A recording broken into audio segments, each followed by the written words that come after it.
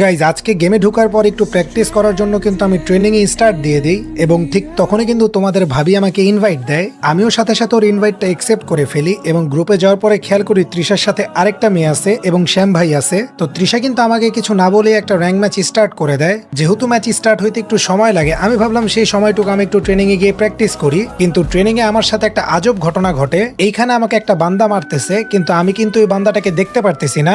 অবশেষে ও কিন্তু আমাকে মেরে দেয়। মারার পরে যখন আমি ওর ক্যামে যাই, খেয়াল করে এই বান্দাটা কিন্তু ইনভিজিবল। তার মানে গাইজ এটা একটা হ্যাকার। ভাবলাম এই হ্যাকারকে মারা তো কোনোভাবেই সম্ভব না, যার কারণে কিন্তু বিরক্ত হয়ে আমি ট্রেনিং থেকে ব্যাক করে দেই এবং বের হওয়ার সাথে সাথেই খেয়াল করি র্যাঙ্ক ম্যাচটা স্টার্ট হয়ে গেছে। পুরো ম্যাচে কিন্তু আমি সুযোগ খুঁজতেছিলাম যে কখন আমি আমার গেম প্লেটা দেখাইতে পারবো, কিন্তু হঠাৎ করে আমার সামনে একটি স্কোয়াড এসে পড়ে এবং আমাকে নক করে দেয়।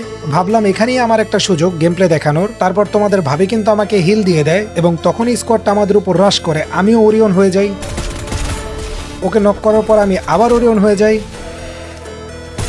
ওরে গাইজ MP40 কিন্তু পুরো হেডশট দিয়ে আমি সেকেন্ড বান্দাটারও নক করে দেই। দুইজন নক হওয়ার পরে কিন্তু এনিমি আমার ফার্স্ট নক করা বান্দাটারে হিল দিচ্ছিল এবং আমিও তৃষাকে হিল দিয়ে দিই। এতক্ষণে তো হিল হয়ে যাওয়ার কথা, কেন ওরা আমার উপর রাশ করতেছে না? অবশেষে একটা প্লেয়ার আমার উপর রাশ করে, ওকে আমি MP40 একটা হেডশট দিই। তারপর লাস্ট বান্দাটা আমার উপর যখন রাশ করে, খেয়াল করে ওর হাতে কিন্তু স্নাইপার। সর্বশেষ বান্দাটাকেও কিন্তু আমি